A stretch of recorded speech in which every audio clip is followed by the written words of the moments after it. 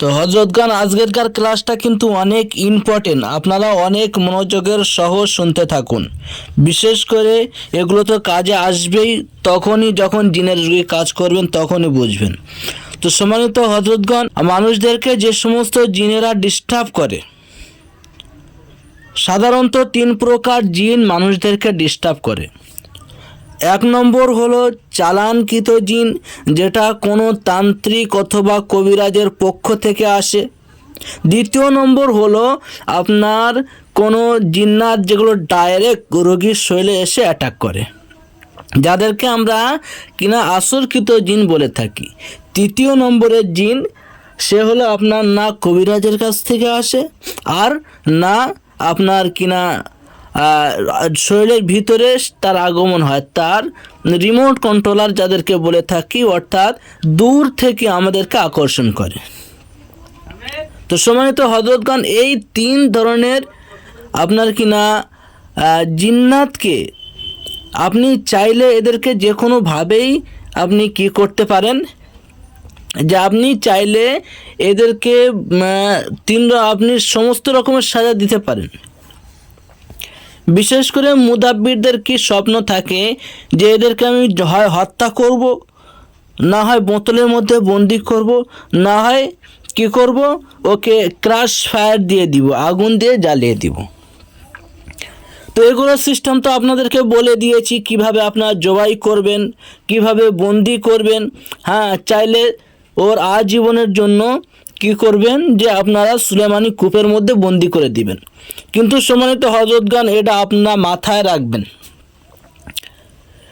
যে যখন আপনি বন্দি করবেন, তো এইভাবে লাগিয়ে নেবেন, শর্ত শারায়াতগুলো লাগিয়ে নেবেন, যে যদি তোমরা কোনো দিন খাস দিল থেকে তওবা করে নাও, তাহলে সেই দিন তোমরা কিন্তু বেঁচে যাবে। আল্লাহ তাআলার পক্ষ থেকে তোমাদেরকে অটো আপনার রিমুভ হয়ে যাবে, এমনিতে তোমরা ছাড়া পেয়ে যাবে। ভাবেই কিন্তু আপনাদেরকে কাজ করতে হবে। তো আজকে যে বিষয়টি শিখে দিব সেটা হলো ডাইরেক্ট আপনারা কিভাবে ওই জিনকে জ্বালিয়ে দিবেন। তো তাকে ওই রোগীর শরীরে জ্বালাতে হলে আপনাকে 3টে বিষয় এখানে খেয়াল করতে হবে। 1 নম্বর হলো যে আয়াতুল কুরসি আপনাকে 3 বার পড়তে হবে। মনে রাখবেন, আয়াতুল কুরসি আপনি 3 বার পড়বেন। এটা আমি হয়তো ইউটিউবের মধ্যে দিয়ে দিব। 3 বার আয়াতুল কুরসি আপনি পড়বেন। পড়ার পরে যখন ওয়ালা ইয়াউদুহু হিফযুহুমা এই আয়াতটা আসবে, এটা অতিরিক্ত এক শ্বাসে আপনি 7 বার তেলাওয়াত করবেন, করে দম দিবেন। কিন্তু আপনার নিয়ত থাকবে আমি জ্বালিয়ে দিচ্ছি, কথা বললেন হযরত। তো আপনার নিয়ত থাকবে আপনি জ্বালিয়ে দিচ্ছেন। তো ওয়ালা ইয়াউদুহু হিফযুহুমা 7 বার তেলাওয়াত করলেন, দম দিলেন। দ্বিতীয়বার আরও 1 বার আয়াতুল কুরসি পড়বেন। যখন ওই আয়াতটা আসবে তখন অতিরিক্ত আরও 7 বার পড়তে হবে, তাহলে 2 বার হলো। তৃতীয়বার আবার আয়াতুল কুরসি, তাহলে 3 বার আপনি আয়াতুল কুরসি পড়লেন। কেবল অতিরিক্ত আয়াতটুকু 7 বার করে আপনি পড়বেন।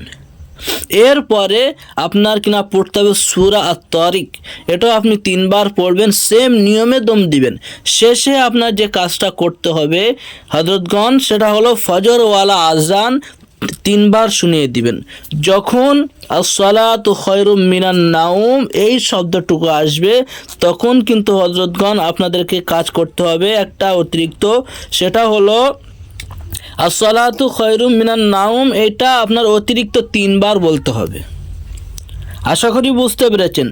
বাকি 3 বার ফজরওয়ালা আজান দিয়ে দিবেন।